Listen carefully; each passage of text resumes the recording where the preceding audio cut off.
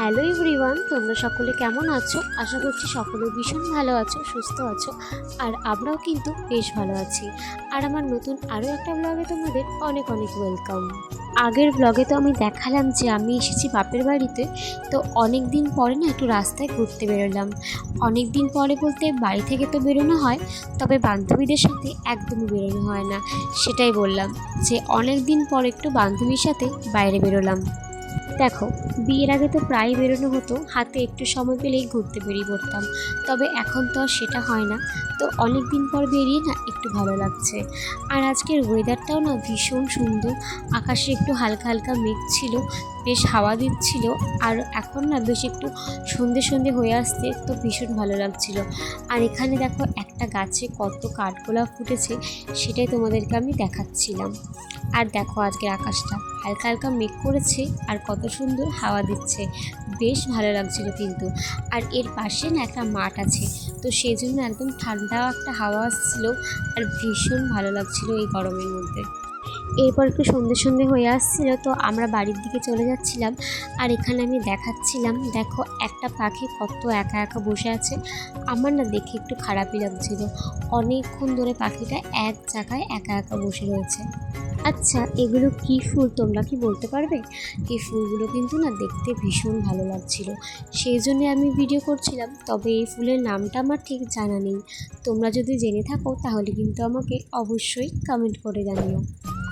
এরপর চলে গেছিলাম একটু আমার বান্ধবীর বাড়িতে। আর ওদের বাড়িতে দেখো কত সুন্দর রাধা মাধব আছে। আর এই যে আমাদের রাধা রানী, আর এইখানে বসে আছে আমাদের ছোট্ট গপু। গপুকে কেমন লাগছে তোমরা কিন্তু অবশ্যই কমেন্ট করে জানিও। আর কমেন্টে কিন্তু রাধে রাধে বলেছিও। আজকে আকাশের চাঁদটা দেখো কত সুন্দর লাগছে দেখতে। আর তারপর চলে এলাম বাড়িতে। এখন একটা জিনিস বানাবো, সেটা হচ্ছে আমের আচার। তোমরা কে কে আমের আচার খেতে ভালোবাসো কমেন্ট করে জানিও। এখন দেখো একটা ভাজা মশলা বানাচ্ছি। এর মধ্যে আছে শুকনো লঙ্কা, জিরে, মৌরি আর ধনে। এটাকে কিছুক্ষণ ভালো করে ড্রাই রোস্ট করে নেব।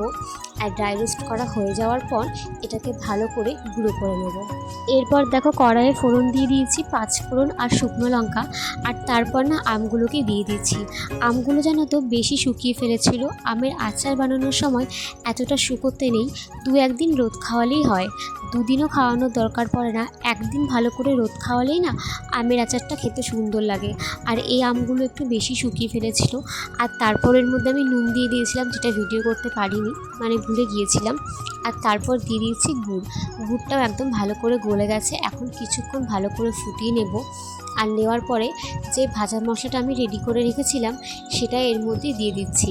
ভাজা মশলাটা দেওয়ার পরেও কিছুক্ষণ ভালো করে মিশিয়ে নেব। আসলে আমি তো আর জানি না যে আচার বানানো হবে, তাহলে আগেই বলতাম আমটাকে একদিন রোদে দিয়ে রেখে দিতে, তাহলে একটু বেশি টেস্ট হতো। তো এমনিতেও আচারটা খেতে ভীষণ টেস্ট হয়েছিল।